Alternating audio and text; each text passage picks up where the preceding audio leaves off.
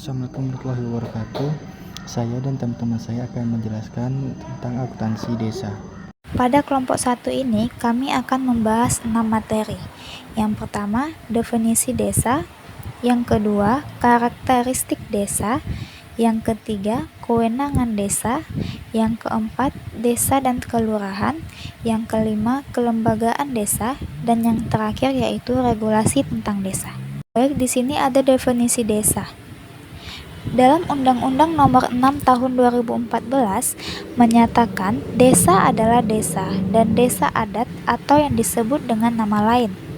Selanjutnya, disebut desa yaitu kesatuan masyarakat hukum yang memiliki batas wilayah yang berwenang untuk mengatur dan mengurus urusan pemerintahan, kepentingan masyarakat setempat berdasarkan perkara masyarakat, hak asal-usul, dan atau hak tradisional yang diakui dan dihormati dalam sistem pemerintahan Negara Kesatuan Republik Indonesia. Menurut Undang-Undang Nomor 6 Tahun 2014 Pasal 6, bahwa desa terdiri atas desa dan desa adat. Penjelasan Undang-Undang Nomor 6 Tahun 2014 menyebutkan bahwa desa atau yang disebut dengan nama lain mempunyai karakteristik yang berlaku umum untuk seluruh Indonesia. Sedangkan desa adat atau yang disebut dengan nama lain mempunyai karakteristik yang berbeda dari desa pada umumnya, terutama karena kuatnya pengaruh adat terhadap sistem pemerintahan lokal, pengelolaan sumber daya lokal, dan kehidupan sosial budaya masyarakat desa. Itulah definisi desa. Karakteristik desa. 1. Aspek morfologi. Desa merupakan pemanfaatan lahan atau tanah oleh penduduk atau masyarakat yang bersifat agraris, serta bangunan rumah tinggal yang terpencar atau jarang. 2. Aspek jumlah penduduk. Maka desa didiami oleh sejumlah kecil penduduk dengan kepadatan yang rendah. 3. Aspek ekonomi. Desa ialah wilayah yang penduduk atau masyarakatnya bermata pencarian pokok di bidang pertanian, bercocok tanam atau agrarian, atau juga nelayan. 4. Aspek hukum. Desa merupakan kesatuan wilayah hukum tersendiri yang aturan atau nilai yang mengikat masyarakat di suatu wilayah. 3 sumber yang dianut di dalam desa. 5. Aspek sosial budaya. Desa itu tampak dari hubungan sosial antar pendudukan yang bersifat khas, yakni hubungan antar kekeluargaan bersifat pribadi, tidak banyak pilihan, dan kurang tampak adanya pengkotaan dengan lain bersifat homogen serta bergotong royong. Apa aja sih kewenangan desa? Kewenangan desa seperti yang dijelaskan pada Pemendesaan Nomor 1 Tahun 2015 adalah kewenangan yang dimiliki desa meliputi kewenangan di bidang penyelenggaraan pemerintahan desa, pelaksanaan pembangunan desa, pembinaan kemasyarakatan desa, dan pemberdayaan masyarakat desa berdasarkan prakarsa masyarakat, hak asal-usul dan adat istiadat desa. Selanjutnya, desa dan kelurahan. Kelurahan dan desa, menurut Jan Husada tahun 2014, mempunyai persamaan dan perbedaan sebagai berikut. Undang-Undang Nomor 6 Tahun 2014 menyebut kalau desa dapat berubah status menjadi kelurahan berdasarkan prakarsa pemerintah desa dan badan permusyawaratan desa melalui musyawarah desa dengan memperhatikan saran dan pendapatan masyarakat desa. Begitupun sebaliknya. Menurut PP Nomor 73 Tahun 2005, kelurahan didefinisikan sebagai wilayah kerja lurah sebagai perangkat daerah, kabupaten atau kota dalam wilayah kerja kecamatan. Perbedaan desa dan kelurahan. Dari segi pemimpin, kalau desa, kepala desa, sedangkan kelurahan, lurah. Dari segi status jabatan, kalau desa pemimpin daerah tersebut, sedangkan kelurahan perangkat pemerintahan kabupaten atau kota yang sedang bertugas di kelurahan tersebut. Selanjutnya, dari segi status kepegawaian, kalau desa bukan PNS, sedangkan kelurahan PNS. Dari segi proses pengangkatan, kalau desa dipilih oleh rakyat melalui pilkades, sedangkan kelurahan ditunjuk oleh bupati atau wali kota. Yang terakhir, dari segi masa jabatan, kalau desa 6 tahun dan dapat dipilih lagi untuk 1 periode, sedangkan kelurahan tidak dibatasi dan disesuaikan dengan aturan pensiun PNS.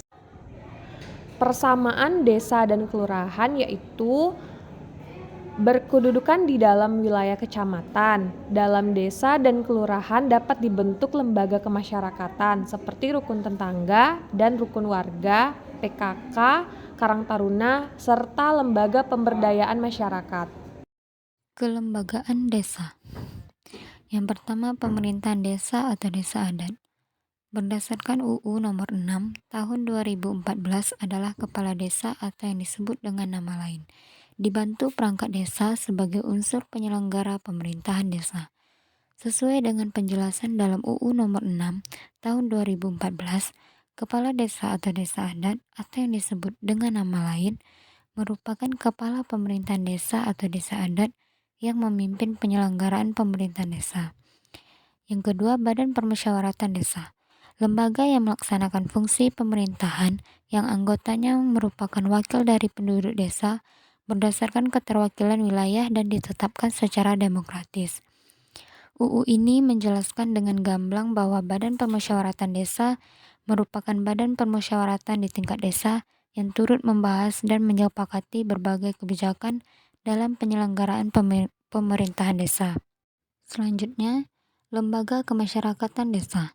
Lembaga Kemasyarakatan Desa bertugas membantu pemerintah desa dan merupakan mitra dalam memberdayakan masyarakat desa. Lembaga Kemasyarakatan Desa berfungsi sebagai wadah partisipasi masyarakat desa dalam pembangunan, pemerintahan, kemasyarakatan, dan pemberdayaan yang mengarah terwujudnya demokratisasi dan transparansi di tingkat masyarakat. Lembaga Adat Desa. Kesatuan masyarakat hukum adat yang masih hidup dan sesuai dengan perkembangan masyarakat dan prinsip Negara Kesatuan Republik Indonesia merupakan pusat kehidupan masyarakat yang bersifat mandiri. Dalam eksistensinya, masyarakat hukum adat memiliki wilayah hukum adat dan hak atas harta kekayaan di dalam wilayah hukum adat tersebut, serta berhak dan berwenang untuk mengatur, mengurus, dan menyelesaikan berbagai permasalahan kehidupan masyarakat desa. Regulasi tentang desa.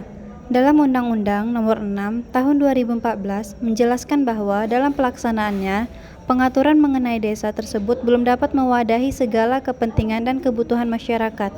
Pelaksanaan pengaturan desa yang selama ini sudah berlaku tidak sesuai lagi dengan perkembangan zaman, terutama antara lain menyangkut kedudukan masyarakat hukum adat, demokratisasi, keberagaman, partisipasi masyarakat, serta kemajuan dan pemerataan pembangunan, sehingga menimbulkan kesenjangan antar wilayah, kemiskinan, dan masalah sosial budaya yang dapat mengganggu keutuhan negara Republik Indonesia.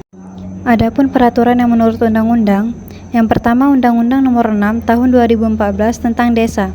Selanjutnya PP Nomor 43 Tahun 2014 tentang Peraturan Pelaksanaan Undang-Undang Nomor 6 Tahun 2014 tentang Desa. Selanjutnya PP Nomor 60 Tahun 2014 tentang Dana Desa yang bersumber dari anggaran pendapatan dan belanja negara yang telah diubah dengan PP Nomor 22 Tahun 2015. Selanjutnya Permendagri Nomor 111 Tahun 2014 tentang Pedoman Teknis Peraturan di Desa. Selanjutnya Permendagri Nomor 112 Tahun 2014 tentang Pemilihan Kepala Desa. Selanjutnya Permendagri Nomor 113 Tahun 2014 tentang Pengelolaan Keuangan Desa. Selanjutnya Permendagri Nomor 114 Tahun 2014 tentang Pedoman Pembangunan Desa. Peraturan Menteri Desa, Pembangunan Daerah Tertinggal dan Transmigrasi Republik Indonesia.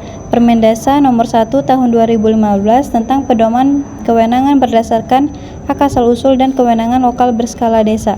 Selanjutnya Peraturan Menteri Desa, Pembangunan Daerah Tertinggal dan Transmigrasi Republik Indonesia.